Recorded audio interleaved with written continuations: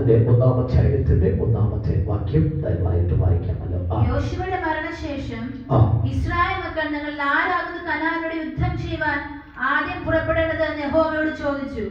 യഹൂദ പുറപ്പെടട്ടെ, ഞാൻ ദേശം അവന്റെ കയ്യിൽ ഏൽപ്പിച്ചിരിക്കുന്നു എന്ന് യഹോവ കൽപ്പിച്ചു. ഇതാണ് നമ്മുടെ കുറിവാക്യം. നാം തുടങ്ങിയ ദിവസം മുതൽ ഇതാണ് വായിച്ച് ആരംഭിച്ച് തുടങ്ങിയത്.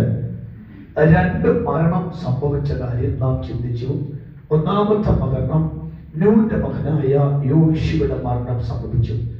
2-ാമത്തെ മരണം അഹരോന്റെ പുത്രനായ എലയാസർ മരിച്ചു. ഈ 2 മരണം ഇസ്രായേൽ ജനത്തെ സംബന്ധിച്ചോളം ഉൾക്കൊള്ളുവാൻ കഴിയാത്ത ഒരു അഘാതമായി അനാഥത്വം സംഭവിച്ചു എന്ന് ചിന്തിച്ച് അവർ വ്യാകുലപ്പെട്ടിരുന്നപ്പോഴാണ് ദൈവത്തോട് ഇസ്രായേൽ മക്കൾ ഒന്നടങ്കം ചോദിച്ച് പ്രാർത്ഥിച്ച ഒരു വിഷയമായിരുന്നു. ഞങ്ങൾക്ക് ഇനി ആരുണ്ട്, ഞങ്ങളെ ആര് നയിക്കും എന്ന ആ ചോദ്യത്തോടുകൂടെ അവർ ദൈവത്തോട് പ്രാർത്ഥിച്ച് ചോദിച്ചപ്പോൾ ദൈവം പറഞ്ഞു, ഞാൻ പണ്ടേ പ്ലാൻ ചെയ്ത് ഒത്തു വെച്ചിരിക്കുന്ന ഒരുത്തനുണ്ട്, അവന്റെ പേര് യഹൂദ എന്നാണ്. അവനെ ദൈവമായ ഞാൻ, അവൻ തന്നെ കനാനിൽ യുദ്ധം ചെയ്യാൻ പുറപ്പെടും. അവൻ യുദ്ധം ചെയ്യുമ്പോൾ കനാനിൽ അവന് തോറ്റുപോകും. അതുകൊണ്ട് ഡോണ്ട് വറി, ഡോണ്ട് അഫ്രൈഡ്, നിങ്ങൾ പറയാകണ്ട. അവൻ നിങ്ങൾക്ക് വേണ്ടി നിങ്ങൾ ചോദിക്കുന്നുമ്പ് തന്നെ ഞാൻ കാര്യങ്ങൾ ക്രമീകരിച്ചു വെച്ചിരിക്കുന്നു. ഇവിടെയാണ് അബ്രഹാമിനോട് ദൈവം പറഞ്ഞ വാക്ക്, അവൻ ഞാൻ യഹോവയായ ഞാൻ ഇതേ ഞാൻ കരുതുന്നവനായിരിക്കും. നീ കരുതണ്ട, നീ കരുതാൻ ബന്ധപ്പെടണ്ട. അവന്റെ മനസ്സിൽ ചിന്തിക്കുന്ന മുമ്പ് തന്നെ ഞാൻ നിനക്ക് വേണ്ടി സകല കാര്യം കരുതി വെച്ചിരിക്കുന്നു എന്ന യാഥാർത്ഥ്യമാണ് അവൻ ഇവിടെയും തെളിയിക്കപ്പെട്ടത്. കനാന്യരെ യുദ്ധം ചെയ്യാൻ യഹൂദ പുറപ്പെടണം. എല്ലായിടത്തും യഹൂദയുടെ പേരാകുന്നു ഏറ്റവും മുൻപിൽ വന്നിരിക്കുന്ന കാര്യം നമ്മൾ കഴിഞ്ഞ ദിവസം മുതൽ തന്നെ ചിന്തിച്ചു. അതുമായിട്ട് ബന്ധപ്പെട്ട് 1-2 ആശയം കൂടെ ഒന്ന് വായിക്കാം. സംഖ്യാപുസ്തകത്തിലേക്ക് ഒന്ന് വരണം. സംഖ്യാപുസ്തകത്തിന് വരുമ്പോൾ ആ സംഖ്യാപുസ്തകത്തിനകത്ത് ജനത്തെ എണ്ണുന്ന ഒരു രംഗമുണ്ട്. ജനത്തെ എണ്ണുന്ന രംഗം. ആ ജനത്തെ എണ്ണുന്ന സമയത്ത് വായിക്കാം. 26-ാം അധ്യായം 22-ാമത്തെ വാക്യം കൂടെ വായിക്കാമോ? എന്നിട്ട് നമുക്ക് മുന്നിലേക്ക് വരാം. 26, 22 സംഖ്യാപുസ്തകം 26, 22. പ്ലീസ്. 76,500 പേർ എന്ന വാക്ക് ശ്രദ്ധിക്കണം. നമ്മൾ 26-ാം അധ്യായം മുഴുവൻ വായിച്ചു കഴിഞ്ഞാൽ രൂപേൻ 43,750 പേരെ കാണുന്നുണ്ട്. തിരിച്ച് താഴോട്ട് ശിമയോന് നാം വായിക്കുമ്പോൾ 25,200 പേരെ കാണുന്നുണ്ട്. അടുത്ത് ഗാദിന് നമ്മൾ നോക്കുമ്പോൾ 4,500 പേരെ കാണുന്നുണ്ട്. അങ്ങനെ താഴോട്ട് വായിച്ചു വരുമ്പോൾ ഏറ്റവും കൂടുതൽ സംഖ്യയുള്ള ഒരു ഗോത്രമാണ് യഹൂദ ഗോത്രം. 76,500 പേർ എന്ന പദം അവിടെ വെളിപ്പാടെടുക്കാമോ? അവൻ ദൈവം പണ്ട് സ്തുതിക്കുന്ന ഗോത്രത്തിന് വർദ്ധനവ് കൽപ്പിച്ചിരിക്കുന്നു എന്നതിന്റെ തെളിവാണ് ഇവിടെ വാക്ക് വായിച്ചത്. എല്ലാ സംഖ്യകളെക്കാളും അത് യഹൂദ കുലത്തിന്റെ സംഖ്യ ഏറ്റവും ശ്രേഷ്ഠമായ സംഖ്യയായിരിക്കും. ഞാൻ ഒരു വാക്കുകളിൽ പ്രവചിച്ചു പറയാൻ, മൾട്ടിപ്ലൈ, വർദ്ധനവ് എന്നൊരു പദം ദൈവം കൊടുത്തിട്ടുണ്ടെങ്കിൽ അത് യഹൂദ ഗ്രഹത്തിന് മാത്രമാണ്. കരമടിച്ച് സ്വന്തം ചെയ്യാൻ നാം ദൈവത്തിന്റെ സന്നിധിയിൽ ഈ സ്മരിച്ചു പറയുമ്പോൾ അവൻ യഹൂദ ഗ്രഹം അവൻ ചെറുതാകുന്നില്ല. യഹൂദ ഗ്രഹത്തിന് അവൻ ചെറുതാകാൻ പറ്റില്ല. യഹൂദ ഗ്രഹം ചെറുതാകാൻ സാധ്യതയില്ല. അവൻ യഹൂദ ഗ്രഹം സദാകാലവും വർദ്ധനവിലേക്ക് പോകത്തുള്ളൂ. അതുകൊണ്ടാണ് പുസ്തകത്തിനകത്ത് കുറിച്ചു വെച്ചിരിക്കുന്ന വാക്ക് പ്രവചിച്ചാൽ തീർക്കണം, പ്രവചനാത്മാവിനെ തീർക്കണം, ദൈവത്തിന്റെ വെളിപ്പാട് എടുക്കണം. ശൗലിന്റെ ഗ്രഹം ബെന്യാമീൻ ഗ്രഹമാണ്. ശൗലിനെ കുറിച്ച് പറഞ്ഞ വാക്ക് അവന്റെ ഗ്രഹം ക്ഷയിച്ചു പോയി. എന്നാൽ ദാവീദിന്റെ ഗ്രഹം അവൻ യഹൂദ ഗ്രഹമാണ്. ആ യഹൂദ ഗ്രഹത്തെ കുറിച്ച് പറയുന്നത് ദാവീദിന്റെ ഗ്രഹമോ തഴയ്ക്കുന്ന മേൽക്കുമേൽ തഴച്ചു. അപ്പോൾ ബെന്യാമീൻ ഗ്രഹത്തിനകത്തുള്ള ശൗൽ ശൗലിന്റെ ജീവിതം അവൻ ക്ഷയിച്ചു പോയപ്പോൾ യഹൂദ ഗൃഹത്തിനകത്ത് വന്ന ദാവീദിന്റെ ഗൃഹം തഴച്ചു വന്ന് ഇന്ന് രാത്രിയിൽ പരിശുദ്ധാത്മാവിൽ പറയാം, ഈ ഉപവാസത്തിന്റെ അവസാന രാത്രിയിൽ പരിശുദ്ധാത്മാവിൽ പറയാം, പ്രാർത്ഥിച്ച ദൈവമക്കളെ, ഉപവസിച്ച പ്രിയപ്പെട്ടവരെ, കരഞ്ഞ് സമർപ്പിക്കുന്ന ദൈവമക്കളെ, അവൻ ദൈവം ക്ഷയിപ്പിക്കാനല്ല, അവൻ പിടിച്ചിരുത്തിയത് ദൈവം അവൻ തണുപ്പിക്കാനോ, ദൈവം കുറയ്ക്കാനല്ല, അവൻ പിടിച്ചുയർത്തിയത് ദൈവം വർദ്ധിപ്പിക്കാനാണ്. 76,500 അവൻ സംഖ്യാവത്തൻ ദൈവം വർദ്ധിപ്പിച്ചുവെങ്കിൽ അതിനർത്ഥം അത് യഹൂദ ഗൃഹത്തിന് മാത്രമുള്ള പ്രത്യേകതയാണ്. സ്തോത്ര. അവരാമേ പറയണം, വാമേ പറയണം. കർത്താവ് എന്നെ യഹൂദ ഗൃഹത്തിലോട്ട് ചേർത്ത് വെച്ച് പാടുന്നതിന്റെ അർത്ഥം ഞാൻ ആരായി മാറാനാണ്? യഹൂദ ഗൃഹമായി മാറാനാണ്. വർദ്ധനം. അതാണ് നമ്മൾ ഇതിൽ ചിന്തിച്ച വാക്ക്. ആമേ മുന്തിരി വള്ളിയോടുകൂടെ കഴുതക്കുട്ടിയെ ചേർത്ത് വെക്കേണ്ട മനോഭാവം യഹൂദ ഗൃഹത്തിന് മാത്രമേ ഉള്ളൂ. എന്ന് പറഞ്ഞാൽ മറ്റുള്ളവരെ ഉൾക്കൊള്ളാൻ പറ്റുന്ന ഗ്രഹം യഹൂദ ഗ്രഹമാണ്. ബാക്കിയുള്ള ഗ്രഹമെല്ലാം ഞാൻ വലുതാണ്, മറ്റാരെ ഉൾക്കൊള്ളാൻ പറ്റില്ല എന്ന് പറഞ്ഞ് മാറ്റി നിർത്തുമ്പോൾ അവൻ മുന്തിരി വള്ളിയോടുകൂടെ, ദൈവാലയത്തോടുകൂടെ, ദൈവ കൂട്ടായ്മയോടുകൂടെ, ദൈവത്തിൻ്റെതായ അവൻ സ്വന്തം അവൻ നിയോഗത്തോടുകൂടെ ചേർത്ത് വയ്ക്കാൻ ദൈവത്തിന് പരിശുദ്ധാത്മാവ് അവൻ കണ്ട ഒരു നല്ല മനോഭാവമുള്ള ഗോത്രമാണ് യഹൂദ ഗോത്രം. അപ്പൊ ഇത് രാത്രി ഓർത്തോണം, വർദ്ധനമുള്ള ഗോത്രമാണ്. നമ്മളെപ്പോഴും ചിന്തിക്കുന്ന വാക്യമുണ്ട്. എന്താ വാക്യം? അപ്പോൾ ആവർത്തന പുസ്തകം 1-ാമത്തെ വാക്യം. 1000 ഇരട്ടികൾ. വ്യക്തമായിട്ട് നോക്കി വായിക്കേ. സ്വതന്ത്രം 1-ാമത്തെ വാക്യം വായിച്ച. നിങ്ങളുടെ പിതാക്കന്മാരുടെ ദൈവമായ യഹോവ നിങ്ങളെ, നിങ്ങളുടെ പിതാക്കന്മാരുടെ ദൈവമായ യഹോവ നിങ്ങളെ മൈക്ക് ഉപയോഗിച്ചാൽ വലിയ ഉപകാരമായിരുന്നു. അവൻ നിങ്ങൾക്ക് നിങ്ങളുടെ പിതാക്കന്മാരുടെ ദൈവമായ യഹോവ നിങ്ങളെ ഇപ്പോൾ ഉള്ളതിനേക്കാൾ ഇനിയും 1000 ഇരട്ടി വർദ്ധിപ്പിക്കുമാറാകട്ടെ. അപ്പോൾ തോന്നാം 1000 ഇരട്ടി എന്ന പദത്തിലേക്ക് ദൈവം കൊണ്ടുവന്നുവെങ്കിൽ അത് യഹൂദ ഗൃഹത്തോട് ബന്ധത്തിലാണെങ്കിൽ ഈ രാത്രി പ്രവചിച്ചു പറയാമോ നിയോഗത്താൽ? ദൈവമേ, നീ എന്നെ കണ്ടത് 1000 ഇരട്ടി വാർത്തവയാണെങ്കിൽ ഈ മാസത്തെ ദൂത് ഞാൻ കുറയ്ക്കുന്നില്ല. ആ വെളിപ്പാടൊട്ടും ചോരാതെ തന്നെ അതിന്റെ വ്യക്തമായ ഭാഷയിൽ ഞാൻ സ്വീകരിക്കുന്നു. ദൈവം എന്നെ 1000 ഇരട്ടിയായിട്ട് ഉയർത്തുന്നു.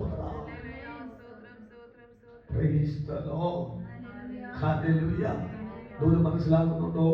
അതിന് തൊട്ട് താഴെ കിടക്കുന്ന ഗോത്രങ്ങളൊക്കെ നമ്മൾ മനസ്സിലാക്കണം. ഞാനിവിടെ ഒന്നും പറയുന്നില്ല. ഞാൻ ആ ഭാഗത്തൊന്നും നിർത്തിയിട്ട് മറ്റൊരു ദൂതിന്റെ മേഖലയിലോട്ടാണ് ഞാൻ ദൂതിനെ കൈമാറാൻ ആഗ്രഹിക്കുന്നത്. അപ്പോൾ വർദ്ധനം ഇത് വായിക്കാം.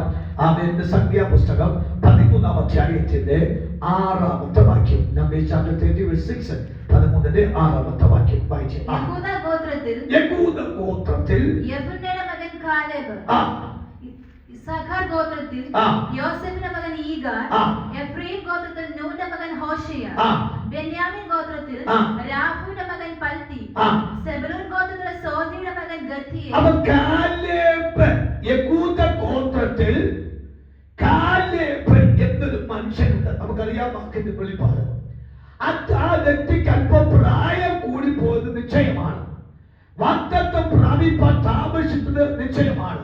പക്ഷെ യഹൂദ ഗോത്രത്തിൽ എത്ര കാലതാമസം ഉണ്ടായാലും പറഞ്ഞ വാഗ്ദത്തം നിറവേറ്റിട്ടേ ഫലിപ്പിക്കത്തുള്ളൂ. പുതുപടി കിട്ടുന്നുണ്ടോ? വിഷയം മനസ്സിലാക്കുന്നുണ്ടല്ലോ. നമുക്ക് ആ വിഷയം 10-ാം അധ്യായം യോശുവ 10-ാം അധ്യായം വായിക്കുമ്പോൾ കാര്യം വരുന്നു. നമുക്ക് ആ ഭാഗം പോയി ചിന്തിക്കാൻ പറ്റുന്നില്ല. അപ്പോൾ കാലേബ് യഹൂദ ഗോത്രക്കാരൻ തന്റെ പ്രായം 85, ദൂത് പ്രാപിച്ച വർഷം 40, അവൻ ദൂത് പ്രാപിപ്പെടുത്ത കാലയളവ് 45. അപ്പൊ 45 വർഷം അവൻ കാലതാമസം വന്നുവെങ്കിലും അത് യഹൂദ ഗോത്രക്കാരന് മാത്രമാണ് 45 വർഷം വരെ നീണ്ടു പോയിട്ടും അത് ദൂരെ പിടികിട്ടിയല്ലോ. അതുകൊണ്ട് ആരും മനസ്സിലാണല്ലോ. വേറെ ഒരു ഗോത്രത്തിന് അങ്ങനത്തെ പ്രയോറിറ്റി കൊടുത്തിട്ടില്ല. പക്ഷെ യഹൂദ ഗോത്രത്തിന്റെ ആകെ ഒരു പ്രത്യേകത, എത്ര കാലതാമസം എടുത്താലും പറഞ്ഞ വാഗ്ദത്തം, അത് ഞാൻ പറഞ്ഞല്ലോ, രാവിലെ പറഞ്ഞു, ഈ ദൈവം പേരിട്ടതെല്ലാം, ദൈവത്തിന് പേര് ഓർമ്മയുള്ളതെല്ലാം, ദൈവം ആരെങ്കിലും പേര് വിളിച്ചിട്ടുണ്ടെങ്കിലെല്ലാം യഹൂദ ഗോത്രക്കാരെ മാത്രമേ വിളിച്ചിട്ടുള്ളൂ. മെസ്സേജിന്റെ കണ്ടിട്ട് ഓർത്തോണം, യഹൂദ മുന്നേ പോകട്ടെ, യഹൂദ പേര് പ്രഖ്യാപിക്കുന്നു. അത് ആ വിഷയത്തിന്റെ ആഴത്തെ മനസ്സായി രാവിലെ പറയുന്ന വാക്ക്, ബെത്ലേഹേമിനെ പേര് ചൊല്ലി വിളിച്ചു. യഹൂദ ഗോത്രത്തിൽ ഊരിന്റെ മകൻ ബെത്ലേഹേമിന്റെ പേര് ചൊല്ലി വിളിച്ചു എന്ന് പറഞ്ഞ അർത്ഥം എന്ന് പറഞ്ഞത്, യഹൂദ ഗോത്രക്കാരോട് മാത്രമേ പേര് ചൊല്ലാൻ താല്പര്യപ്പെടുന്ന അധികം പറയാം. അപ്പോൾ ഇവിടെ കാലേബിന് 85 വയസ്സ്. വേണമെങ്കിൽ കാലേബിന് എന്നേ മരിക്കാമായിരുന്നു. പക്ഷെ അവൻ യഹൂദ ഗോത്രക്കാരനായതുകൊണ്ട് അവൻ വാഗ്ദത്തം പ്രാപിച്ചിട്ട് മരിക്കുന്നു. അതുകൊണ്ടാണ് നമ്മൾ കഴിഞ്ഞ ഭാര്യ സേരസ്, ആരെ ഹാമാന്റെ ഭാര്യയായ സേരസ് പറഞ്ഞു, അവൻ യഹൂദ ഗോത്രക്കാരനാണ് കേട്ടോ. അവന്റെ പ്രയോറിറ്റി അവൻ ദൈവം കൊടുത്തിട്ടുണ്ട്. ഇന്ന് രാത്രിയിൽ ഈ ശബ്ദം കേൾക്കുന്ന എല്ലാ ദൈവജനത്തോടും ആത്മനിയോഗത്തിൽ പറയാം, യഹൂദ ഗോത്രക്കാരനാണെന്ന് ജാതികൾക്ക് പോലും തിരിച്ചറിയത്തക്ക നിലയിൽ ദൈവം യഹൂദ ഗോത്രത്തെ കൊടുത്തിരിക്കുന്നതായ പ്രയോറിറ്റി എന്തെന്ന് സമൂഹവും സമുദായം മൊത്തം തിരിച്ചറിയത്തക്കവണ്ണം ദൈവത്തെ ഇടപെടൽ അയച്ചിട്ടുണ്ടെങ്കിൽ എന്റെ ദൈവമക്കളോട് പരിശുദ്ധാത്മാവിനെ പ്രവചിച്ചു പറയുന്നു, അവൻ നിങ്ങളെ കുറിച്ചൊരു കേൾവിയെ, നിങ്ങൾ ആരെന്ന കാര്യത്തെ നിങ്ങൾ അറിഞ്ഞില്ല എങ്കിൽ നിങ്ങളെ കുറിച്ച് പുറലോകം അറിയാൻ പോവുകയാണ്. സ്തോത്രം ചെയ്യണം, സ്തോത്രം ചെയ്യണം. ഹല്ലേലൂയ. അപ്പോൾ ആ വാക്ക് കാലേബിന് വാഗ്ദത്തം പ്രാപിക്കാൻ താമസിച്ചു. പക്ഷേ ആമേൻ, അവൻ നിൽക്കും. എന്നാൽ ഈ എഫ്രൈം ഗോത്രക്കാരനാര്? യോശുവ. പുള്ളിയുടെ വാഗ്ദത്തം നേരത്തെ അങ്ങ് കിട്ടി. പക്ഷെ ആർക്ക് അറിയത്തില്ല ഈ വിഷയം? യോശുവയ്ക്ക് അറിയത്തില്ല. യോശുവയ്ക്ക് വാഗ്ദത്തം പറഞ്ഞപ്പോഴേ കൊടുത്തു. കാര്യം പിന്നെ ആ ഗോത്രക്കാരെ ദൈവത്തിന് അത്ര വലിയ താല്പര്യം. എന്താ കാര്യം? ഓർമ്മ വേണ്ടി പറയണം. യെശയ്യാ 9-ാം അധ്യായത്തിന്റെ അവസാനത്തെ വാക്യം ഓർമ്മ വായിച്ചോ. ആ വാക്ക് വായിക്കും, നമുക്ക് അതിന്റെ ആഴം മനസ്സിലാക്കാം. എന്തായാലും 1 മണിക്കൂർ സമയത്ത് മെസ്സേജ് ഉണ്ട് കേട്ടോ. വായിച്ചു വേഗത്തിൽ പെട്ടെന്ന് വായിച്ചു. അപ്പൊ എനിക്ക് ആ പ്രശ്നമില്ല. യെശയ്യാ 9-ന്റെ അവസാനത്തെ വാക്യം മനശ്ശെ എഫ്രൈമിനെയും എഫ്രൈം മനശ്ശെയും തന്നെ അവർ ഇരുവരും യഹൂദയ്ക്ക് വിരോധമായി ഒത്തുകൂടി. പണ്ടേ അവർക്കൊരു പിണക്കമുണ്ട്, മനസ്സിലാകുന്നത്. കാര്യം എന്റെ തലയിൽ വലം കൈ, എന്റെ തലയിൽ, അപ്പോഴേ അവർക്ക് തമ്മിലുണ്ട് മനസ്സിനകത്തൊരു. പക്ഷെ യഹൂദ വിഷയം വന്നൊക്കെ ഒന്നിച്ചു ഏകദേശം ഐഡിയ കിട്ടിയായിരുന്നല്ലോ. കാര്യം സാർ ഇവർക്ക് പണ്ടേ പറയും, എടാ എന്റെ തലയിലാണ് വലിയ പക്ഷന്റെ വലം കൈ. അപ്പോൾ മറ്റു ഞാനൊരു മൂത്ത് എന്റെ തലയാണ്. ഒന്നാമത് അപ്പൻ തന്നെ മൂപ്പരി കയറ്റിയാണ്. അപ്പൻ തന്നെ ജോസഫ് തന്നെ ആദ്യമെടുത്ത് അപ്പന്റെ തല, അപ്പന്റെ കയ്യെ പിടിച്ച് മാറ്റിയതാണ്. മനസ്സിലാകുന്നുണ്ടോ? അപ്പൊ അപ്പൻ ആര് സേടാ? മനുഷ്യ സേടാണ്. അപ്പോഴേ എഫ്രൈം ഒരു ചെറിയൊരു കയ്പ അവര് തമ്മിലുണ്ട്, സഹോദരങ്ങൾ തമ്മിൽ. പക്ഷെ യഹൂദയുടെ വിഷയം വന്നപ്പോൾ അപ്പൊ അവിടെ ഒരു വെളിപ്പാട് പറഞ്ഞാൽ അവൻ യഹൂദയ്ക്ക് സപ്പോർട്ട് രക്തബന്ധങ്ങൾ ആരും കാണത്തില്ല. യഹൂദയ്ക്ക് സപ്പോർട്ട് സ്വർഗത്തിലെ കർത്താവ് മാത്രമാണ്. അവർ തമ്മിൽ ശത്രുത ഉണ്ടെങ്കിൽ പോലും യഹൂദയ്ക്ക് ലഭിച്ച വാഗ്ദത്തങ്ങളും യഹൂദയ്ക്ക് ലഭിച്ച ഉയർച്ചകളും യഹൂദ ഉയരുമെന്ന് ബോധ്യപ്പെട്ടപ്പോൾ അവൻ മനശ്ശെയും എഫ്രൈമും ഒന്നിച്ചു കൂടിയിട്ട് അവൻ പറഞ്ഞു, ഇവൻ എങ്ങനെ വിട്ടാ പോരാ, ഇവൻ ഇങ്ങനെ പോയ ഇവൻ ആരായി മാറുമെന്ന് അവൻ കൂടിക്ക. എനിക്ക് ഒതുക്കിയേ പറ്റുമെന്ന് മനസ്സ് എഫ്രൈം തമ്മിൽ ഒന്നിച്ചാൽ എന്റെ കുഞ്ഞ് എഫ്രൈമേ, എന്റെ കുഞ്ഞ് മനസ്സ് അത് വാഗ്ദത്തമുള്ള അത് സ്തുതിച്ചാരാധിക്കുന്ന യഹൂദ കുലത്തെ അത് നീ എത്രമാത്രം ഒതുക്കാൻ ശ്രമിച്ചാലും അത് ചെലവഴിക്കാൻ ശ്രമിച്ചാലും ദൈവം യഹൂദയുടെ പക്ഷത്താണ്, ദൈവം അവരുടെ പക്ഷത്താണ്. അതുകൊണ്ട് യഹൂദയെ ഒതുക്കാൻ പറ്റില്ല. കരമരിച്ചൊന്ന് സ്വോത്രം ചെയ്യാൻ പറ്റുമെങ്കിൽ ശക്തിയോടെ കരമൽ സ്വോത്രം പറഞ്ഞു. കരമരിച്ച് സ്വോത്രം പറയോ. നിന്റെ ഒതുക്കാതെ കുടുംബക്കാർ ഒത്തില്ലേ, നിന്റെ ഒതുക്കാതെ ചാച്ചകൾ ഒത്തില്ലേ, നിന്റെ കൂടപ്പുറപ്പുകൾ നിന്നെ ഒതുക്കാൻ ശ്രമിച്ചില്ലേ, നാട്ടുകാരിൽ ഒതുക്കാൻ ശ്രമിച്ചില്ലേ, ആത്മീയെന്ന് പറയും ഒതുക്കാൻ ശ്രമിച്ചില്ലേ, പല്ലിനെ ഒതുക്കാൻ ശ്രമിച്ചു. പക്ഷെ നീ ഒതുങ്ങാത്ത കാര്യമെന്താ? നിന്നെ ഒതുക്കാൻ ശ്രമിച്ചിട്ട് ആ ഒതുങ്ങാൻ പറ്റാത്ത കാര്യമെന്താ? നീ വലിയ ഗോത്രക്കാരനായതുകൊണ്ടാണ്, നീ ദൈവത്തിന്റെ പക്ഷക്കാരനായതുകൊണ്ടാണ്, അവർക്ക് വാക്ക് ശ്രേഷ്ഠമായതുകൊണ്ടാണ്. അവർ ശ്രമിച്ചിട്ട് നീ ഒതുങ്ങുവാനൊക്കെ പറ്റാത്ത കാര്യം നിന്റെ പക്ഷത്ത് യഹോവയുണ്ടായിരുന്നു.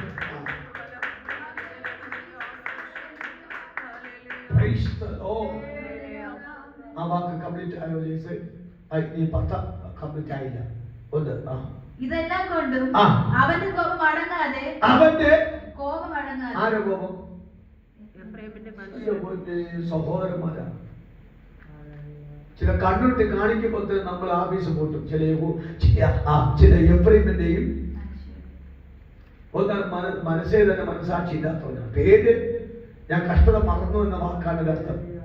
എന്റെ കഷ്ടതയെല്ലാം പഴയ കഷ്ടങ്ങളെല്ലാം മറന്നു എന്ന് പറഞ്ഞുകൊണ്ടാണ് ജോസഫ് അവന്. പിന്നെ എഫ്രൈം ഇനി ദൈവത്തെ വർദ്ധിപ്പിക്കുമെന്ന് പറഞ്ഞുകൊണ്ടാണ് എഫ്രൈം എന്ന് പേരിട്ടത്. പക്ഷെ പേരിന്റെ അർത്ഥം നല്ലതാണ്, പക്ഷേ അസൂയ അവൻ ജീവിതത്തിൽ മാറിയിട്ടില്ല.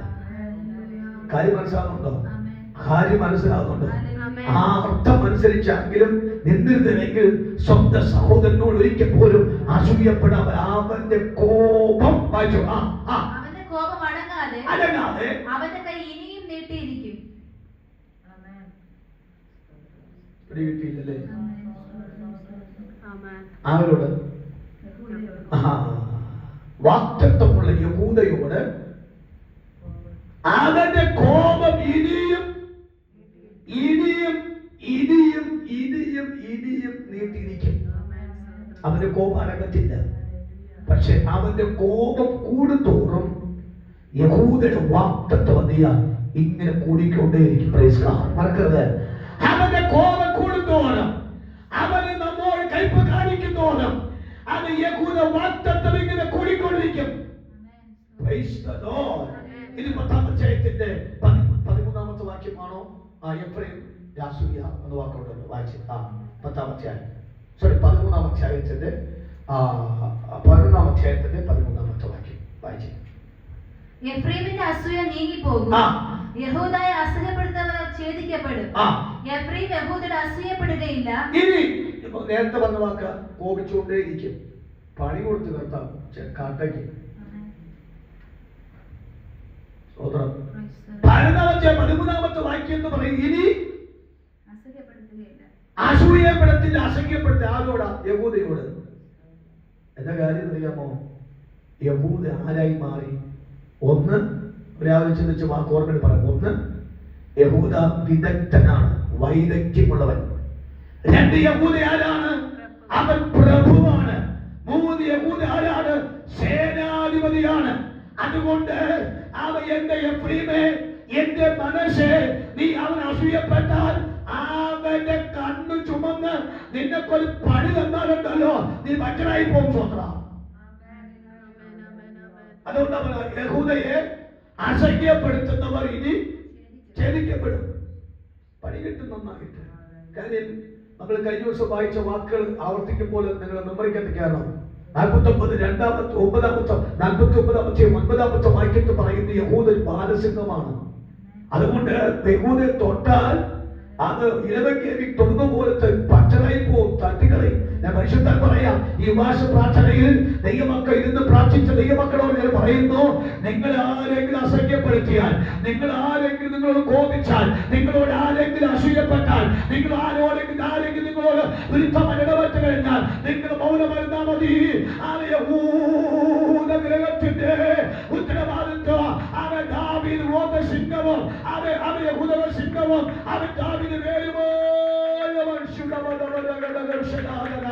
കരം ചേർത്തടിച്ച് നന്ദിയോടെ സ്വന്തം ചെയ്യണം. യേശുവെ ഊതി അസഖ്യപ്പെടുത്തിയാൽ ആ യഹൂദ സിംഹമോ അവൻ ദാവീദിന് വേരുമായവേ അവൻ യുദ്ധം ചെയ്യാൻ അവൻ കൽപ്പനയിൽക്കൊണ്ട് യഹൂദയുടെ പേര് ദൈവത്തിനറിയാം. യഹൂദ ദൈവത്തിന്റെ എല്ലാ ഉത്തരവാദിത്വം അവൻ സിംഹമാണ്. അതുകൊണ്ട് യഹൂദ ഗോത്രത്തിൽ നിന്നും ഇടപെടുന്നവരോട് ദൈവം പറഞ്ഞു ഛേദിക്കപ്പെടും. അപ്പൊ യഹൂദ എന്ന വാക്കിന്റെ അർത്ഥം അപ്പൊ നമ്മൾ എന്ത് ചെയ്യണ്ട മതി തലമുണ്ടാക്കാൻ വേണ്ട, പ്രഷർ കയറാൻ വേണ്ട. പറ ശരിയാന്തി പറ പറഞ്ഞാൽ ഇങ്ങോട്ട് കേൾക്കത്തില്ല. കാര്യം ഈ സിസ്റ്റം മാറിപ്പോയി. കാരണം ആശങ്കപ്പെടുത്തിയവർ, വിചാരപ്പെടുത്തിയവർ, അവരെ ഞരക്കിയവർ, അസൂയപ്പെട്ടവർ, യഹൂദൻ പോൽ സിംഹവും ദാവീദിന്റെ പേരുമായവൻ തിരിച്ചൊരു പണി കൊടുക്കും. ആ പണി ഒരു ഒന്നൊന്നര പണിയായിരിക്കും. ജീവിതകാലം മുഴുവനും അത് അനുഭവിക്കേണ്ടി വരും. അതുകൊണ്ടാണ് 76 സങ്കീർത്തനം തോന്നുന്നു. എന്റെ തിട്ടമല്ല, ഞാനൊന്നും കുറിച്ചു വന്നതല്ല. ആ വേനകത്തിൽ വാക്കുണ്ട്, യുദ്ധ ദിവസത്തിൽ എഫ്രൈം പിന്മാറിപ്പോയില്ലേ ഉണ്ടോ ജീസേ?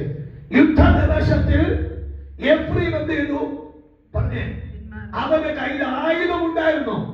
ആയുധം ധരിച്ച അവൻ എഫ്രൈം യുദ്ധ ദിവസത്തിൽ അവൻ പിന്മാറിപ്പോയി. എന്നാൽ അതേ സ്ഥാനത്ത് ആയുധം ധരിച്ച അവൻ യഹൂദ ഉണ്ടെങ്കിൽ അവൻ യുദ്ധത്തെ ജയിച്ചിട്ടേ പോകത്തുള്ളൂ. കിട്ടിയോ? വായിച്ചോട്ടെ. ആയുധം ധരിച്ച വില്ലാളികളായ എഫ്രൈമിയെ യുദ്ധ ദിവസത്തിൽ പിന്തിരിഞ്ഞു പോയി. ഒന്നൊരു വായിച്ചാൽ ആയുധം ധരിച്ച എഫ്രൈമിയർ യുദ്ധ ദിവസത്തിൽ പേഴ്തൊണ്ടന്മാര് യുവമാരാണ് യഹൂദയോട് അസഹ്യപ്പെടുത്താൻ വരുന്നത്. എന്നാൽ ആ സ്ഥാനത്ത് യഹൂദരാണ് ദാവീദ് ധരിച്ചത്. അതുകൊണ്ടല്ലേ റെപ്രസെന്റേറ്റീവ് ഭക്തിയെ പറയാം. ആരാച്ചാ? ദാവീദ് കയ്യിലൊന്നും ആവശ്യം, അവന്റെ കയ്യിൽ ഒന്നുമില്ല.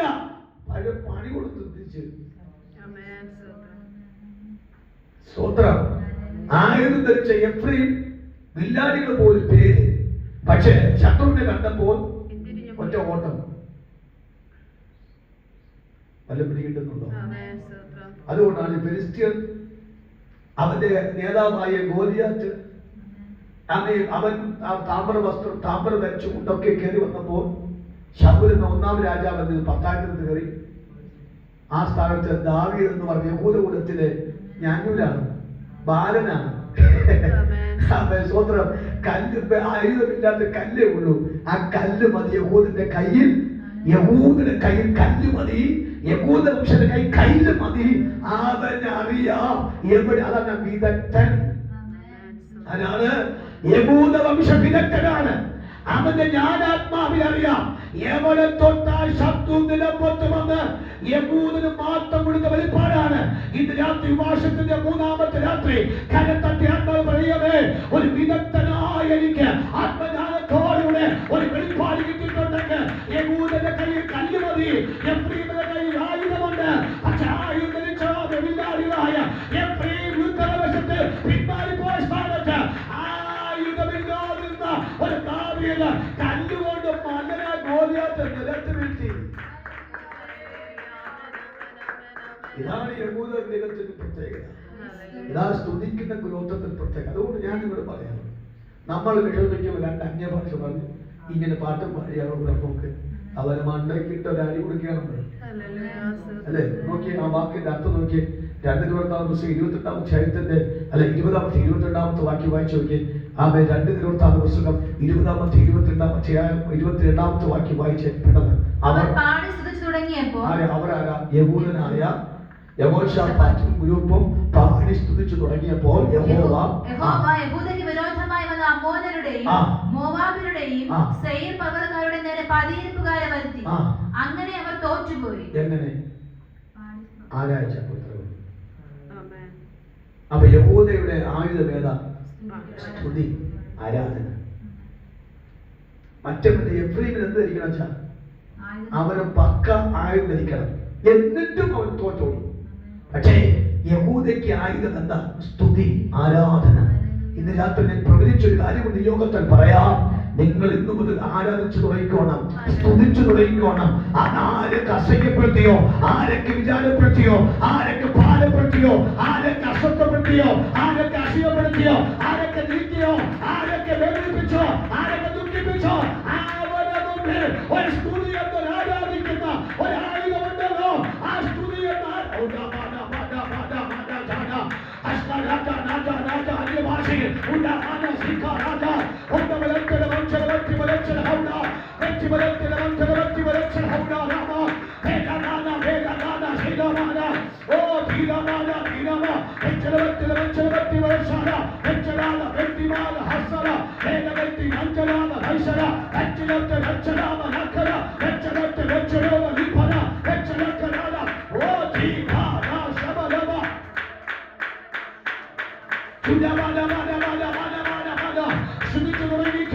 അസഹ്യപ്പെടുത്തിയവരെയ, അസഹ്യപ്പെടുത്താൻ പ്ലാൻ ചെയ്തവര്, രഹസ്യ അകറ്റം ഉണ്ടാക്കിയവര്, രഹസ്യ പ്ലാൻ ചെയ്തവര്, ഒതുക്കുവാൻ ശ്രമിച്ചവര്, ശ്രമിക്കുന്നവരുടെ മുമ്പ് അത് ആരാധിച്ച് നീ പാട്ടുപാടി തുടങ്ങിയാൽ മതി. നിന്റെ ആയുധം ആരാധനയാണ്, നിന്റെ ആയുധം സ്തുതിയാണ്. അങ്ങനെ ആരാധിച്ചു നോക്ക്. അതൊക്കെ വിരുദ്ധമായി നിൽക്കുന്ന സകല അമോദിനെയ, സകല മോഹാവിനെയ, സകല ദൈവിക ശക്തികളെയ ആരാധന കൂടെ നേടിയെടുക്കാൻ പറ്റുക. ഈ രാത്രി ഒരു ജയത്തിന്റെ സഭാന അവ ഉപവാസപ്രാർത്ഥനയാണ്. ഈ രാത്രി ഒരു വിജയത്തിന്റെ ശബ്ദമാണ്.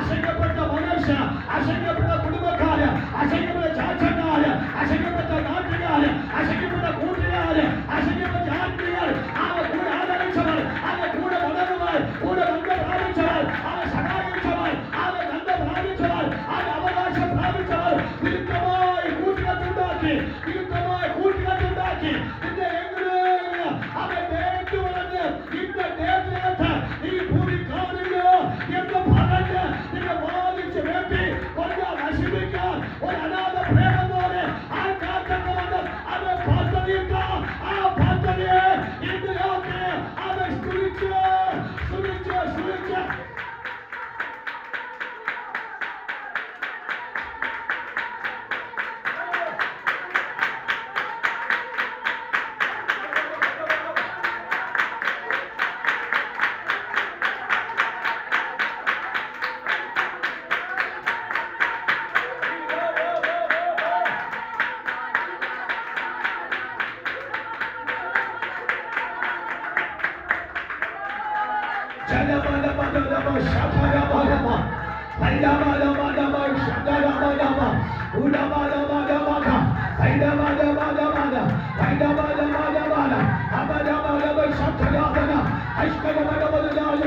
അസംഖ്യപ്പെടുത്തിയവർ അവൻ നാളെ കിടാൻ പോവുകയാണ്. അസംഖ്യപ്പെടുത്തിയവർ അപമാനമാകാൻ പോവുകയാണ്. അസംഖ്യപ്പെടുത്തിയവർ അവൻ ദുഃഖിക്കാൻ പോവുകയാണ്. അസംഖ്യപ്പെടുത്തിയവർ അവൻ നനയ്ക്കാൻ പോവുകയാണ്. അവൻ ഉഷതമല്ല അസംഖ്യപ്പെടുത്തിയവരുണ്ടല്ലോ അവൻ രക്ഷിക്കാൻ പോവുകയാണ്. അവൻ അസംഖ്യപ്പെടുത്തിയവർ അവൻ രക്ഷിക്കാൻ പോവുകയാണ്. അസംഖ്യപ്പെടുത്തിയവർ അവൻ നാളെ കിടാൻ പോവുകയാണ്.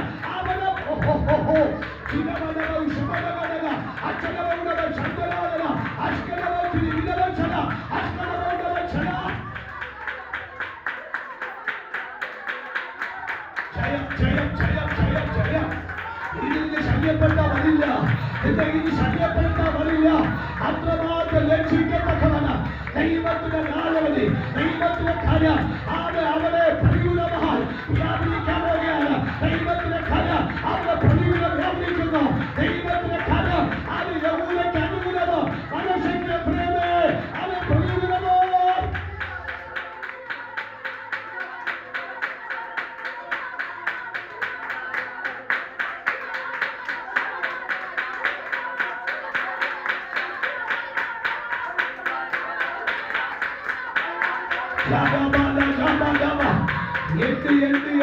പ്രതികാരം ചെയ്യും. എണ്ണി കണക്കെടുക്കും. യഹൂദി അസഹ്യപ്പെടുത്തവരെ എണ്ണി തിരിച്ച് മറുപടി വെക്കാം. എണ്ണി മറുപടി വെക്കാം. അവ എണ്ണി അഭിഷേകം അവ എണ്ണി കണക്കെടുക്കാം. എങ്ങോട്ട് വർദ്ധിക്കുക, എങ്ങോട്ട് വിശാലമാകുക, എങ്ങോട്ട് അത്ഭുതമാകുക, എങ്ങോട്ട് വിശാലമാകുക, എങ്ങോട്ട് ഉയർച്ച പ്രാപിക്കുക, എങ്ങോട്ട് നന്മ പ്രാപിക്കുക. ഈ പട്ടണത്തിൽ തന്നെ നാം പാർക്കുന്ന പട്ടണത്തിൽ തന്നെ നാം പാർക്കുന്ന രാജ്യത്തിൽ തന്നെ ദൈവം ഉയർത്തുന്നു. നിശ്ചയമോ ഉയർത്താൻ പോവുകയാണ്.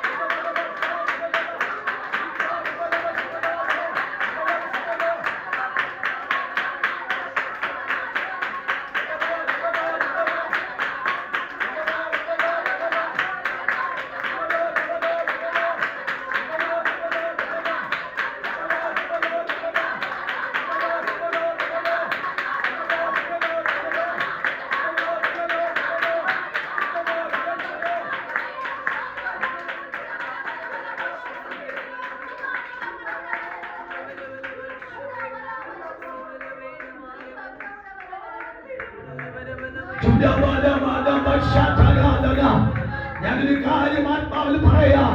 നാം ആരെന്ന് തിരിച്ചറിവ് ഈ മാസത്തിന് 3ാമത്തെ രാത്രിയിൽ നമുക്കുണ്ടെങ്കിൽ അത് ശത്രുവാരെന്ന് നമുക്ക് കാണാൻ പറ്റും. അത് ചിരിക്കുന്നവരല്ല, അത് സംസാരിക്കുന്നവർ അത് നമുക്ക് അനുകൂലമായി തോന്നാം. പക്ഷെ ദൈവം കാണിക്കാൻ പോവുകയാണ് ആരാണ് പ്രതികൂലമായി, ആരാണ് അണിയുന്ന പ്രവൃത്തികൾ അവരെ ഒരുക്കാൻ ശ്രമിക്കുന്നതെന്ന് ഈ ദിവസം ദൈവം കാണിച്ചു തരാൻ പോവുകയാണ്.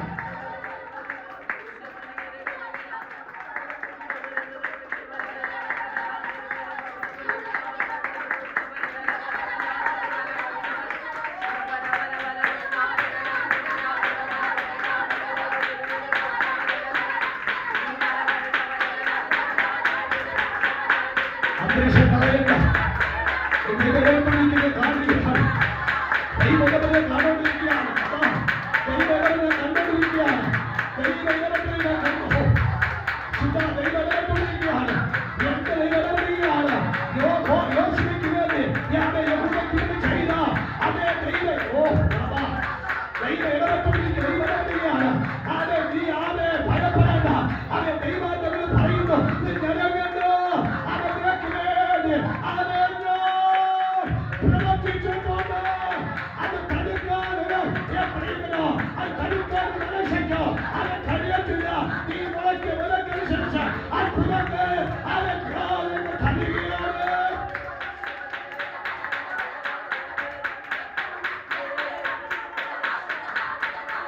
മാറിക്കൂട്ട്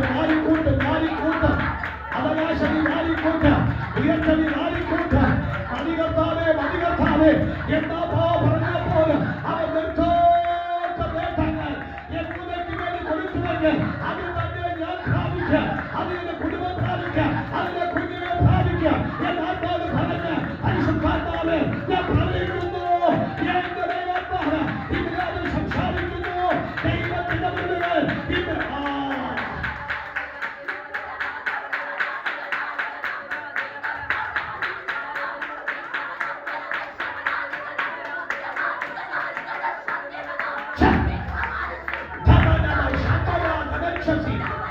അന്തിമക്ഷാദികൾ ശുദ്ധമതിയാതകൾ ശശി അന്നാവെന്ന് പ്രവചിക്കാൻ വന്ന് ജനത്തിനെ ആർമിക്കരുത് നീ അവരെ വീണ്ടും ജീവിപ്പിച്ച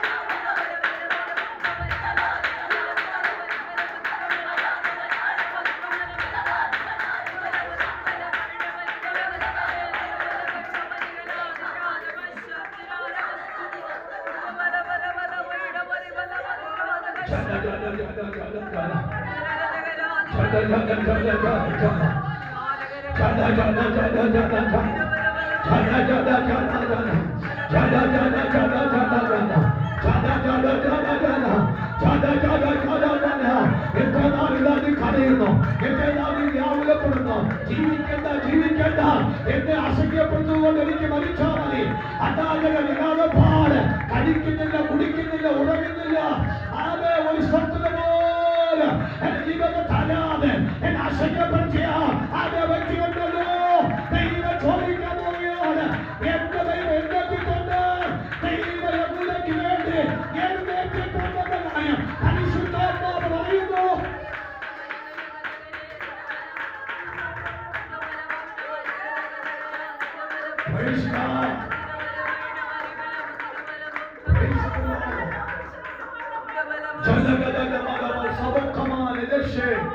വ്യക്തിമാന്തുല മദ്യപ്പലക തീരത്തിലെ ചന്ദനത്തി അച്ഛനത്തി മന്ദക്കാരി കാലത്തപ്പല അരവക്ഷത്തിൽ പോങ്ങനെ പോലെ പോകിയ പോലെ മന്ദബുദ്ധിയായിട്ട് ഒരു വാക്ക് നിന്താൽ നടക്കണമെന്ന് നിന്നെ കുറിച്ച് പറഞ്ഞ് നീ ഒരു വട്ടാണ്, നീ ഒരു പ്രാർത്ഥിയാണ്, നീ ഒരു പ്രാർത്ഥനാണ്, നിനക്കൊന്നും അറിയത്തില്ല എന്ന് പറഞ്ഞ് നിന്റെ വ്യക്തിത്വത്തെ നശിപ്പിച്ച, നിന്റെ ആദ്യം നശിപ്പിച്ച, നിന്റെ വാമയെ ആടെ മുമ്പ് ഗമനത്തെ പിടിച്ചു കുലുക്കി അടച്ച് കല്ലിട്ട് മൂടി വെച്ച ആ ഫെലിസ്ത്യന്റെ ഹൈക്കത്തിന് ഇന്ന് രാവിലെ രാത്രിയിൽ അത് യഹൂദയ്ക്ക് ഇറങ്ങി വന്ന് പ്രവർത്തിച്ച അത് ദൈവം പറയുന്നു, ഞാൻ മാനിക്കാൻ പോകുകയാണ്.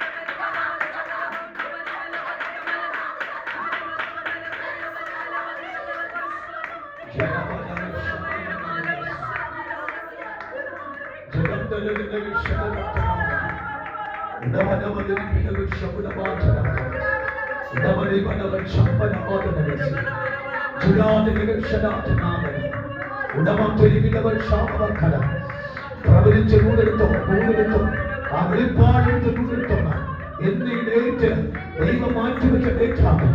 രാത്രിയിൽ ആ ഡേറ്റ് ദൈവം മാറ്റിവെച്ച സാധനം നാം തട്ടി കൊണ്ടുവന്ന വെളിപ്പാടിന്റെ അവസാനത്തെ ക്ലൈമാക്സിലും വിടുതലിന്റെ ശക്തിയിലേക്ക് ദൈവം കൊണ്ടുവന്നത് ആ 1-ാം ദിവസം മുതൽ എടുത്തു വെച്ച ദൂതിലെ ദൈവം കത്തിച്ച് അത് നമ്മളെ സൗഖ്യമാക്കി, നമ്മളെ അനുഗ്രഹമാക്കി, നമ്മളെ വിടുതലാക്കി, നമ്മളെ അത്ഭുതമാക്കി, നമ്മളെ ഉയർച്ചയാക്കി ആ ദൂതനിലാക്കി തീർക്കുമ്പോൾ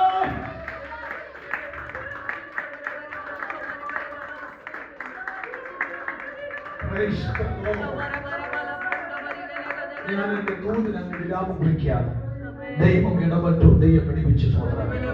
വിടിവിക്കപ്പെടേണ്ടവർക്ക് ഈ ദൂത് വിടുതലായി വന്നിട്ടുണ്ട്. ഞാൻ ഒന്ന് രണ്ട് വിഷയം മാത്രം തൊട്ടിട്ട് ഇപ്പോൾ ഞാൻ പ്രാർത്ഥിക്കാം. കാര്യം ദൈവം എന്നോട് പറഞ്ഞു ഞാൻ വിടിവിച്ചു വന്നു. പിന്നെ ഞാൻ അധികം പ്രസംഗിച്ചിട്ട് കാര്യമില്ല. അതുകൊണ്ട് ഞാൻ അങ്ങ് നിർത്താൻ പോവുകയാണ്. ഞാൻ രണ്ട് കാര്യം ഒന്ന് ജസ്റ്റ് സൂചിപ്പിച്ചിട്ട് ഞാൻ ഇപ്പോൾ നിർത്താൻ പോവുകയാണ്.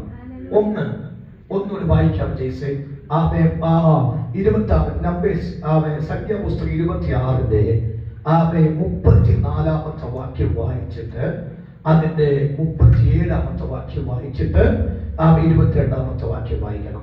അവരിൽ എണ്ണപ്പെട്ടവരായി മനുഷ്യ കുടുംബങ്ങളായി ഇവർ 57,700 പേർ. ഇനി 37 അവരിൽ എണ്ണപ്പെട്ടവരായി എഫ്രൈം കുടുംബങ്ങളായി ഇവർ 30,500 പേർ.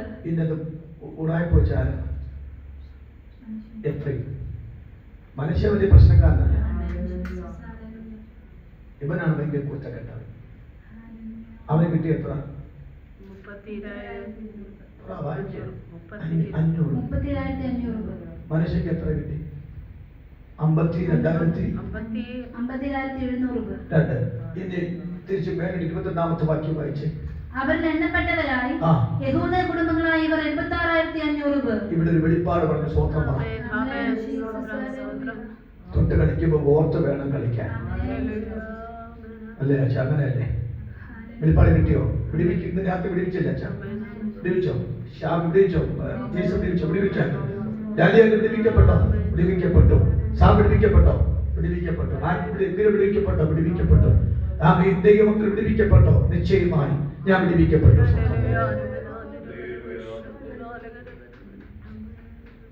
വിടിവിക്കപ്പെട്ടു. ഞാൻ പറഞ്ഞത് ഞാനൊരു പൊട്ടനെ പോലെയാണ് ഞാൻ ഇവിടെ നിന്ന് പ്രസംഗിച്ചത്. ഞാൻ ഈ വാക്കുകളൊന്നും നിനക്ക് ഇതിനകത്ത് കിടക്കുന്ന കഴിഞ്ഞിട്ടൊന്നും അറിയത്തില്ല. പക്ഷേ അസഖ്യപ്പെടുത്തിയവരെ ദൈവം ദണ്ഡിപ്പിക്കുമെന്ന് എന്നോട് ദൈവം പറഞ്ഞു. ഈ ദിവസങ്ങളിൽ വാസത്തോടിരുന്ന് ദൂത് പ്രാപിച്ച് ദിനത്തിന്റെ അടുക്കലേക്ക് കൊടുക്കും. പിന്നെ ഈ മാസം ലാസ്റ്റ് ആയതുകൊണ്ട് ഒത്തിരി ഇടത്തെ മീറ്റിംഗ് വിളിച്ചു. ഞാൻ പറഞ്ഞു വരുന്നില്ല, ഒരു മീറ്റിംഗ് വരുന്നില്ല. അപ്പൊ ഞാൻ ഉപവാസത്തോടെ ഇരുന്ന് ദൈവസഭയിൽ പ്രാർത്ഥിക്കാൻ പോയാ. എന്ന് രാത്രി ആത്മാവിൽ പറയാം, ദൈവത്തിന്റെ ജനത്തിന് ഒരു ശേഷിപ്പുണ്ട്, ദൈവത്തിന് ഒരു ശേഷിപ്പുണ്ട്, ദൈവത്തിന് വർധനമുണ്ട്. യഹൂദ കുലം ദൈവത്തിന്റെ കുലമായതുകൊണ്ട്, യേശുവിന്റെ വംശമായതുകൊണ്ട്, യേശുവിന്റെ വംശത്തിന് അതിന് പ്രാധാന്യമുള്ള കാര്യമാണ്. ഞാൻ ഇന്ന് രാത്രിയിലും ദിവസം ശുശ്രൂഷമാക്കുക. നിങ്ങൾ നോക്കൂ, ഒരുത്തന് 32,500, മറ്റൊരുത്തിന് 52,700, അത് 76,500 പേർ കൊണ്ട് നമ്പർ 1. നിങ്ങൾ 26 വായിക്കുമ്പോൾ നോക്കിയാൽ നമ്പർ 1. ഞാൻ രാവിലെ പ്രശ്നം കഴിഞ്ഞ ദിവസം യഹൂദയാണ് നമ്പർ 1. ഇനി എനിക്ക് പുതിയ കൂടെ വായിച്ചിട്ട് നിർത്താം. വെളിപ്പാട് പുസ്തകം വായിച്ച് 7-ാം അധ്യായം 4 മുതൽ 8-ാമത്തെ വാക്യം വരെ വായിച്ച് അതോട് വായിച്ചപ്പോൾ ഞാൻ നിർത്താൻ പോയി. ഇനി അധികം പ്രസംഗിക്കണ്ട. വായിച്ച് ഇസ്രായേൽ മക്കളുടെ സകല ഗോത്രത്തിൽ നിന്ന് മുദ്രയേറ്റവർ 144,000. മുദ്രയേറ്റവർ സീലടിച്ചു. അച്ഛാ, നമ്മുടെ പേരായിരിക്കും സീല്. First seal. അവിടെ നിങ്ങൾ ഇന്ന് രാത്രി ആത്മാവിൽ പറഞ്ഞു പോണം, നമ്മളാണ് എല്ലാത്തിനും മുമ്പിലാണ്. കേട്ടോ അല്ലേ? കേട്ടോ ദിവസം ദൈവമക്കളെ, മാതാപിതാക്കളെ സ്വകാര്യ ശ്രദ്ധിക്കണം. മുദ്ര കൊടുത്താൽ അടിക്കുന്ന വായിക്കുമ്പോൾ അറിയാം. വായിച്ചു അപ്പൊ ആദ്യത്തെ പേരാക്കാം. സാധാരണ അടിക്കേണ്ട ആർക്കാം? നിങ്ങൾ 26-ാം അധ്യായം ഉൽപ്പത്തി വായിക്കും. ആദ്യത്തെ സംഖ്യ രൂപേന്റെയാണ്. അപ്പൻ എന്തിരിക്കാൻ പോകുമ്പോഴും രൂപൻ. പക്ഷെ ദൈവം അടിക്കാൻ പോയത് അങ്ങനെ അമ്മൻ പറഞ്ഞു. 4-ാം സ്ഥാനത്ത് ഇപ്പോ. അപ്പൊ ഞാനൊരു കാര്യം പറയാം. എഫ്രീമിനോടും മനുഷ്യരോട് പറയാം, എടാ കുഞ്ഞെ, നീ ഇവന്റെ ഒരു വിരുദ്ധമായിട്ട് ഒത്തിരി ഉടായ്പ ചെയ്തില്ലേ? ഇവൻ രക്ഷപ്പെടാതിരിക്കാൻ തക്ക എല്ലാ തന്ത്രവും ഇവൻ രഹസ്യമായ എല്ലാ റൂട്ടും കണ്ടുപിടിച്ച് അവിടെ മൊത്തം അടച്ചു. പക്ഷെ അന്നൊന്നും യഹൂദ എന്റെ സഹോദരന്റെ മക്കളല്ലേ എന്ന് ഓർത്തിട്ട് മൗനമായി. സ്തോത്രം. കാര്യം യവന്റെ അപ്പനെ യവന്റെ അപ്പൻ ജോസഫിനെ പോത്തിപ്പോന്റെ വീട്ടിൽ വിറ്റലിന്റെ ഒറ്റ കാണത്താലാണ് സഹോദരൻ വിട്ട് പോയ കാര്യം ഇവന്മാർക്ക് അറിയാമോ? നമ്മുടെ സഹോദരനെ കൊല്ലാൻ പാടില്ല എന്ന മധ്യസ്ഥത യഹൂദനല്ലേ? അത് എഫ്രയീമിന് മനുഷ്യർക്ക് അറിയാമായിരുന്നോ? സ്വത്രം. ഞാൻ പലപ്പോഴും ഓർത്തിട്ടുണ്ട്. ഇപ്പോൾ ഞാൻ അഡ്വാൻസ് ആണ്, ഓർത്തിട്ടല്ല, ഇപ്പൊ അഡ്വാൻസ് ആണ്. അധികം മറ്റുള്ളവർക്ക് ഹെൽപ്പ് ചെയ്യാൻ പോകുന്നവരെല്ലാം അധികം വേദന സഹിച്ചിട്ടുണ്ട്. ഒത്തിരി അധികം ഒരാളെ ഹെൽപ്പ് ചെയ്യുകയോ അവരെ ഉയർത്തുകയോ ചെയ്തിട്ടുണ്ടെങ്കിൽ അതിന് അവർ തന്നെ മുറിവേറ്റിട്ടുണ്ട്. അതുകൊണ്ട് ഇവിടെ 2 കുടുംബം വരേണ്ടതാണ്. ഈ സഭയ്ക്ക് 2 കുടുംബം വരേണ്ടതാണ്. 2 കുടുംബത്തിനും തിരുവനന്തപുരത്ത് അറിയത്തില്ല. പക്ഷെ 2 കുടുംബം തിരുവനന്തപുരം കൊണ്ട് ഈ കുറച്ച് മാസമായിട്ടുള്ളൂ. പക്ഷെ അവർക്ക് ഈ സമയം വരാമായിരുന്നു. എന്ന ചില മിസ്റ്റേക്കുകൾ എനിക്കത് മാനസികത ഭാരം തോന്നി. ഞാൻ പറഞ്ഞു എനിക്ക് അവരുമായി ബന്ധം വേണ്ട. ഇനി അത് നിമിത്തം മുറിവ് എനിക്ക് അനുഭവിക്കാൻ വയ്യ. പരിശുദ്ധാത്മാവിൽ പറയാം, ഇവിടെ മുദ്രയേറ്റത് ആദ്യത്തെ മുദ്ര പരിശുദ്ധ ഏൽപ്പിച്ചത്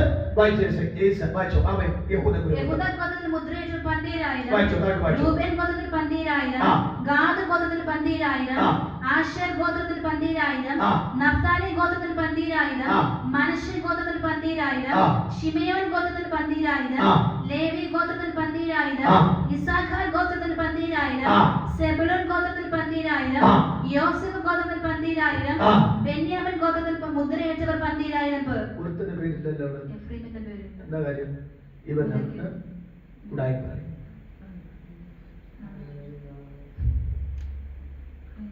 അതൊക്കെ ചാട്ടവും ബഹളമൊക്കെ ആയിരിക്കും. അയ്യോ എനിക്കൊരു പനി പോലും ഇതെല്ലാം ചെയ്തിട്ട് എനിക്കൊരു പനി പോലും വന്നില്ല. എടാ, തമ്പുരാന്റെ ലിസ്റ്റിൽ വരുമ്പോൾ നിന്റെ പേര് കാണത്തില്ല. അത് തന്നെയാണ്. വായിച്ചോ, ഒരു വാക്കിനകത്ത് കയറി വരുന്നുണ്ട്. വായിച്ചോ, അപ്പോസ്തല പ്രവൃത്തി 1-ാം അധ്യായം 13-ാമത്തെ വാക്യം വായിക്കുക. അതിന്റെ ഒരു പുതിയ നിമിത്തം കിടന്ന് നമ്മൾ നിർത്താം. വായിക്കുക. അവിടെ എത്തിയപ്പോൾ 13-15 വാക്യം. ആ കാലത്ത് ഏകദേശം 120 പേരുള്ള സംഘം കൂടിയിരിക്കുമ്പോൾ പത്രോസ് സഹോദരന്മാർ നടുവിൽ എഴുന്നേറ്റ് പറഞ്ഞത്, സഹോദരന്മാരായ പുരുഷന്മാരെ. എത്രാമത്തെ വാക്യം ചേച്ചി? 1-15. അവിടെ പത്രോസ് അവിടെ എത്തിയപ്പോൾ അവർ പാർത്തിരുന്ന മാളിക മുറി കയറിപ്പോയി. ഞാൻ ആദ്യം 13 പറഞ്ഞേ. പിന്നെ അവിടെ എത്തിയപ്പോൾ അവർ പാർത്ത മാളിക മുറി കയറിപ്പോയി. പത്രോസ്, യോഹന്നാൻ, യാക്കോബ്, അന്ത്രയോസ്, ഫിലിപ്പോസ്, തോമസ്, ബർത്തലോമായി, മത്തായി, അൽഫായുടെ മകനായ യാക്കോബ്, എരുതുകാരനായ ശീമോൻ, യാക്കോബിന്റെ മകനായ യൂദ, ഇവർ എല്ലാവരും സ്ത്രീകളോടും യേശുവിന്റെ അമ്മയെ മറിയോടും അവന്റെ സഹോദരന്മാരോടും കൂടെ ഒരുമനപ്പെട്ട പ്രാർത്ഥന കഴിച്ചു പോന്നു.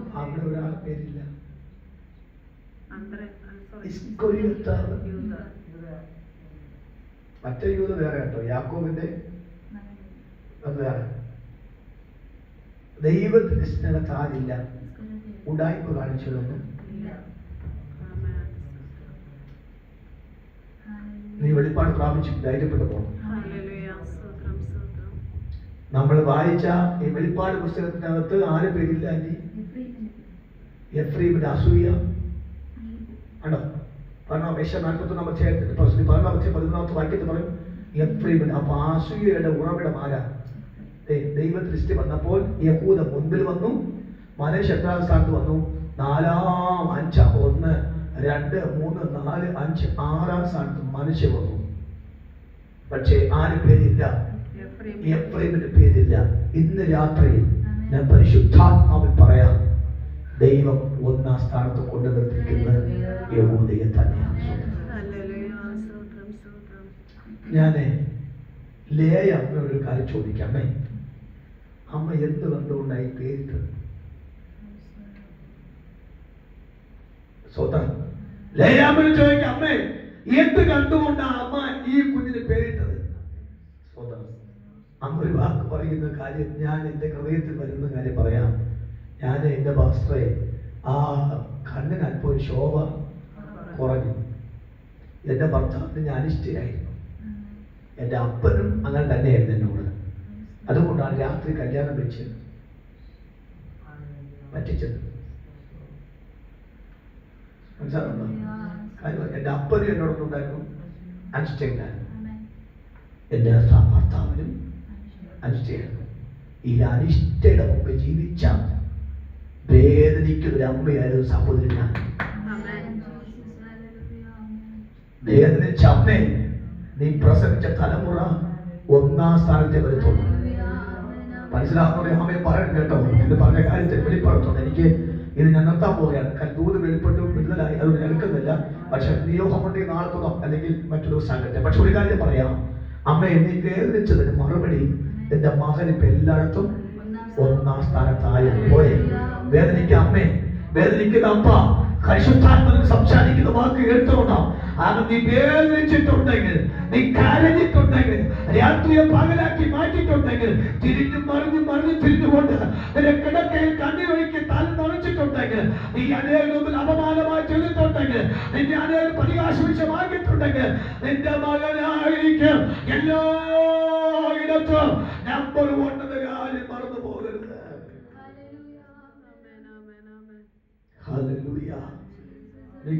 ഒരു പല റൂട്ട് കൂടി എനിക്ക് പോകണമെന്നെ ആത്മജ്ഞാനത്തിൽ എനിക്ക് ചിന്ത വരുന്നുണ്ട്. പക്ഷെ ഞാൻ അവിടെ നിർത്തുന്നു. അവിടെ ഒരു വാക്ക് പറഞ്ഞു, യഹൂദയാണ് ഏറ്റവും ഉണ്ടാകൻ. ന്യായാധിപ പുസ്തകം 1-ാം അധ്യായത്തിന്റെ 1-ാമത്തെ വാക്യത്തെ വായിച്ചു, യഹൂദ പുറപ്പെട്ടു പോകട്ടെ എന്ന് പറഞ്ഞു. എന്നാൽ വെളിപ്പാട് പുസ്തകം 7-ാം അധ്യായത്തിന്റെ 4-ാമത്തെ വാക്യത്തിനകത്ത് മുതൽ നാം വായിച്ച പറയുന്നു, യഹൂദ പോകട്ടെ. മുദ്ര ആദ്യ യഹൂദയ്ക്ക. അതുകൊണ്ട് ഇന്ന് രാത്രി ഞാൻ പരിശുദ്ധാത്മ പറയാം, നമ്മുടെ ജീവിതത്തിനകത്ത് യഹൂദയ്ക്ക് പ്രാധാന്യം കൊടുത്തതുപോലെ തന്നെ എന്റെ കണ്ണുനീരിനും എന്റെ കരച്ചിലിനും എന്റെ ഒറ്റപ്പെടലിനും എനിക്കൊരു മറുപടി എന്റെ കർത്താവ് എനിക്ക് വേണ്ടി തന്നു. ഒരു നിമിഷം എഴുന്നേറ്റ് നിൽക്കാമോ? ആദ്യം സമർപ്പിക്കാം. കർത്താവേ, ഇങ്ങനെയൊക്കെ എന്നോട് സംസാരിക്കാന്നൊക്കെ ഞാൻ ആരാ? ഇങ്ങനെയൊക്കെ വെളിപ്പെടുത്താൻ ഞാൻ എന്താണ്? എന്റെ മുറിവുകൾക്ക് ഒരു ശമനം വരുത്താൻ, എന്റെ വേദനയ്ക്ക് ശമനം വരുത്താനാണല്ലോ ഈ റൂട്ട് വഴി ദൈവം സഞ്ചരിപ്പിച്ച് എന്നോട് ഇടപെട്ടത്.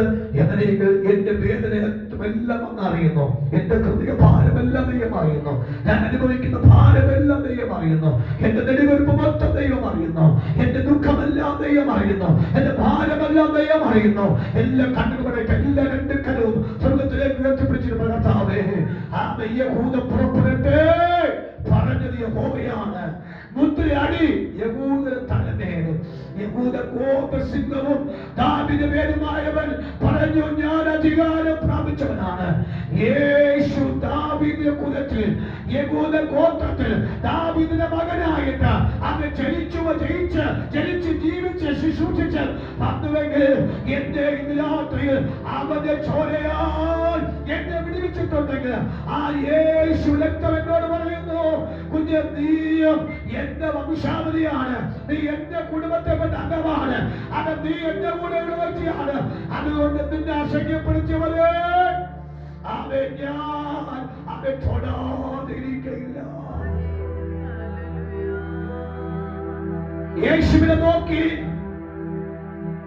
യഹൂദന്മാർ വിളിച്ചു പറഞ്ഞു, ഇവൻ യഹൂദനല്ലയോ? ഇവൻ ജോസഫിന്റെ മകനല്ലയോ? ഇവന്റെ അമ്മ മറിയല്ലയോ? ഇവന്റെ സഹോദരന്മാർ നമ്മുടെ കൂടെ പാർക്കയില്ലോ എന്ന് വളരെ നീചമായ പദം പറഞ്ഞ് കുടുംബത്തിന്റെ പേര് തരം താഴ്ത്തിക്കണ്ട തച്ചന്റെ മകൻ, ദരിദ്രനായ മനുഷ്യൻ. ഇവൻ ജനിച്ചത് വയ്യമ്പലത്താണ്. കിടക്കാൻ കട്ടില്ലാത്തത് കൊണ്ട് പശുവിന്റെ കുതുകലി കൊള്ളുന്ന ആ ചാണകം മാറി നടക്കുന്ന വൈക്കോല് കിടച്ചു ഇവനല്ലയോ? എത്ര മോശപ്പെട്ടാ നമ്മെ സംബോധിച്ചിരുന്ന യേശുവിനെ. കഴിക്കാൻ ആഹാരമുണ്ട്, ധരിക്കാൻ വസ്ത്രമുണ്ടോ? നിന്റെ അപ്പ ദരിദ്രവാസി, നിന്റെ അമ്മ ദരിദ്രവാസി, നിന്റെ കുലത്തിനകത്ത് ആരും രക്ഷപ്പെട്ടിട്ടുണ്ടോ എന്നൊക്കെ പറഞ്ഞ് അടച്ചാക്ഷേപിച്ചില്ലേ? അതെല്ലാം സ്വർഗം കുറിച്ചു വെച്ചിട്ടുണ്ട് കേട്ടോ. നിനക്ക് എന്തുണ്ടെങ്കിൽ നിന്റെ അപ്പ രക്ഷപ്പെടുത്തുമായിരുന്നു. നിനക്ക് ഒന്നുമില്ലാത്തത് കൊണ്ടല്ലേ നീ ആരായി മാറാത്ത കാര്യം. അവകാശനാക്കി പൊട്ടനാക്കി തീർത്ത് പൊട്ടിയാക്കി മാറ്റി ഒരു ജീവിതത്തിന് ആരുമല്ലാതെ മാറ്റാൻ യഹൂദന്മാരും കൂടി ഒന്നിച്ച് യേശുവിനോട് ഇടപെട്ടില്ലേ? യേശു തിരിച്ചൊന്നും പറഞ്ഞില്ല. യേശുവിനെ തിരിച്ചു പറയാത്ത കാര്യം, യേശു ആരെന്ന് യേശുവിനറിയാം. യേശു യഹൂദ കുലക്കാരനാണ്. യേശു ഉയർത്തപ്പെടുന്ന യേശുവിനറിയാം. യേശുവിനെ മിണ്ടാതിരിക്കാൻ, ഞാൻ ഉയർത്തപ്പെടും, ഞാൻ താഴ്ത്തപ്പെടത്തില്ല, ഉയർത്തപ്പെടും. ഞാൻ ബെന്യാമീൻ ഗോത്രക്കാരനല്ല, ഞാൻ മനോഷ ഗോത്രക്കാരനല്ല, ഞാൻ മറ്റു ഗോത്രക്കാരനല്ല. ഞാൻ സ്തുതിക്കുന്ന ഗോത്രക്കാരനാണ്, ഞാൻ ജയിക്കുന്ന ഗോത്രക്കാരനാണ്. ആ ഗോത്രക്കാരൻ തകരില്ല. ഞാൻ ഉയർച്ച പ്രാപിക്കാം. ആ ഉയർച്ച പ്രാപിക്കുമ്പോൾ നിന്നെ താഴ്ത്തിക്കെത്തിയുണ്ടല്ലോ, എന്നെ താഴ്ത്തിക്കെത്തിയവർ എങ്കിലേക്ക് ആകർഷിക്കുന്ന കാലങ്ങൾ അടുത്തു വരികയാണ്.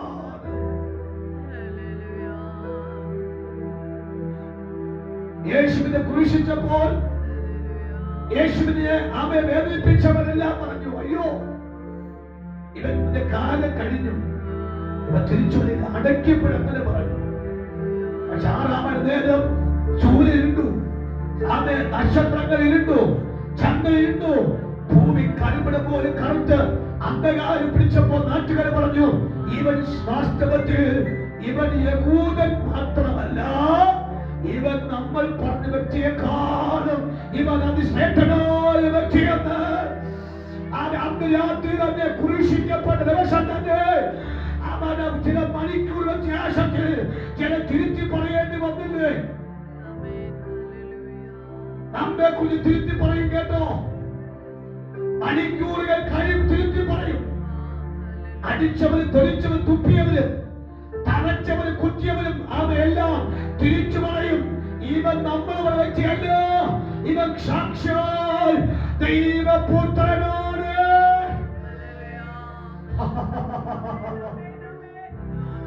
സാക്ഷാൽ ഇവൻ ദൈവപുത്രനാണ് തിരിച്ചു പറയും.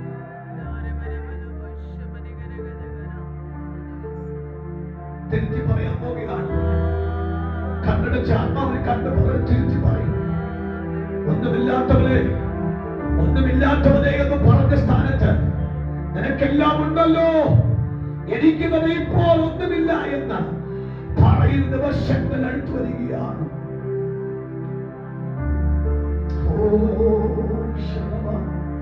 തടയപ്പെട്ടിടത്തെല്ലാം, ജയിച്ചു പോയിടത്തെല്ലാം പല പോലെ തടയ്ക്കാൻ പോവുകയാണ്. ദേവദാരി പോലെ പറയാൻ പോവുകയാണ്. എല്ലാ കണ്ണുകളുടെ ജീവിതത്തിൽ പറയാം, ദൈവമേ ഞാൻ വിശ്വസിക്കുന്നു, എനിക്ക് പറ്റിയ എന്റെ മുറിവിന് ഉണക്കാൻ പറ്റിയ വെളിപ്പാടായിരുന്നു. എന്റെ താഴ്ചയ്ക്ക് ഉയർച്ചയ്ക്ക് വേണ്ടി തന്ന വെളിപ്പാട് തന്നെ സ്റ്റെപ്പായി എനിക്ക് കേൾക്കാൻ തക്കവണ്ണം പറ്റുന്ന ആക്കുവാൻ.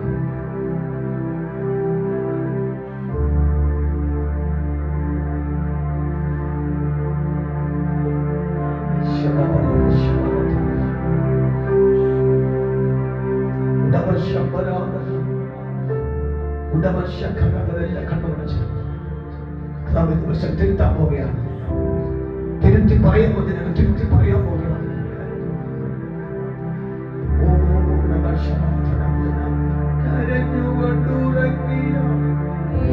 എത്രയോ രാവുകൾ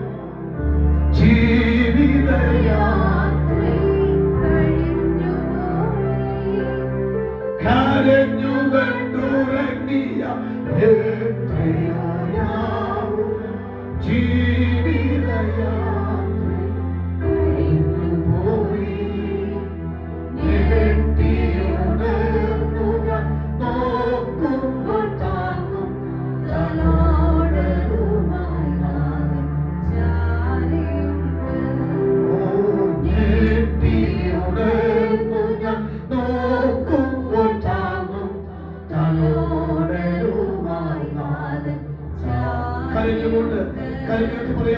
കരഞ്ഞു കണ്ടുറങ്ങിയ